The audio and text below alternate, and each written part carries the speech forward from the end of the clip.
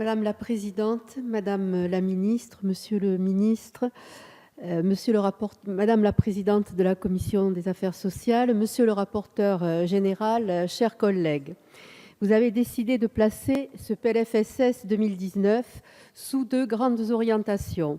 La première visant à protéger les plus vulnérables, la seconde servant à investir pour transformer notre système de santé.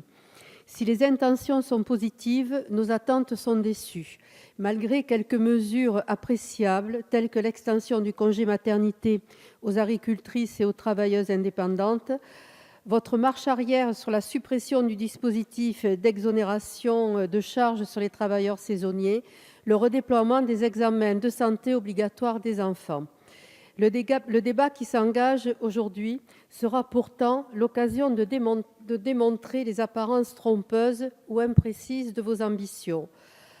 On ne peut laisser se diffuser l'idée que les Français seraient gagnants avec vos choix. C'est malheureusement bien le contraire pour une majorité d'entre eux, en particulier les plus modestes et ceux appartenant aux classes moyennes.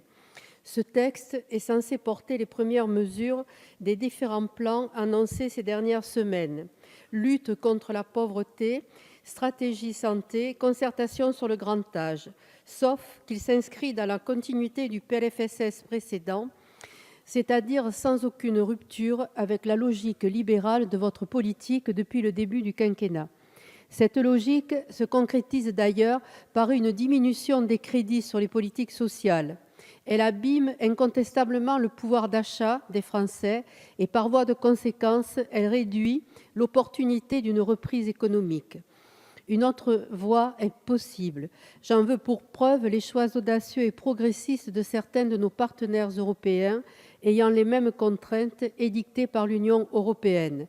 Dans le cas du gouvernement espagnol, qui prévoit de relever le salaire minimum et d'indexer les pensions de retraite sur l'inflation, au moment où vous-même préférez supprimer cette indexation. Parmi les mesures les plus contestables de votre budget, la revalorisation différenciée des prestations sociales est certainement la plus regrettable dans le contexte actuel de creusement des inégalités et de réduction du pouvoir d'achat. Vous prévoyez, au cours de ces 2 prochaines années, une revalorisation des prestations sociales, retraite, allocations familiales et APL de 0,3% par an. Nous devrions parler plutôt d'un quasi-gel, alors que ce pourcentage est très inférieur, voire nul, par rapport aux perspectives attendues de l'inflation. Cette mesure est en contradiction avec le retour à l'excédent de la branche famille. Elle est injuste car elle met à contribution toutes les familles sans distinction. Elle est aussi en contradiction avec l'objectif affiché de protéger les plus vulnérables, car des millions de ménages seront lésés. J'ai une pensée toute particulière pour les milliers de retraités agricoles dont le sort est reporté à la future réforme des retraites sans avoir la moindre revalorisation de leur faible pension. Il est injuste de fermer les yeux sur la précarité de leur situation. Vous cassez la machine de la redistribution et empêchez la lutte contre les inégalités. Dans le même temps où vous entamez une réorganisation du système de santé, votre volonté affichée s'emploie au mieux à protéger en améliorant l'accès aux soins des plus fragiles. C'est le sens de l'offre 100% santé. Sur le principe, nous sommes forcément favorables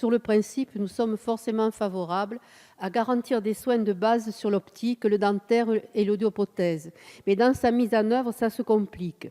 Annoncée comme une mesure phare, elle apparaît en réalité comme une mesure tape à l'œil dont la mise en œuvre en démontrera les limites. Parler d'une prise en charge à 100% après complémentaire, c'est oublier que tous les Français n'ont pas accès à cette dernière. Parler d'une prise en charge à 100% après complémentaire, c'est faire payer le surcoût de cette mesure aux assurés les plus modestes. En effet, la différence des contributions à la sécurité sociale, les primes et les cotisations pour les complémentaires pèsent proportionnellement plus sur les revenus de ces derniers. Pour répondre à l'objectif global d'amélioration de l'accès aux soins, il aurait été préférable une prise en charge à 100% par la sécurité sociale. C'est dans ce sens que nous avons déposé notre amendement demandant d'évaluer le coût du financement par la sécurité sociale du dispositif 100 % santé. Avec mes collègues du groupe socialiste et apparentés, nous porterons le débat sur l'ensemble de ces sujets en démontrant la faisabilité d'un budget alternatif, un budget juste répondant aux attentes sociales et sanitaires de nos concitoyens. Merci.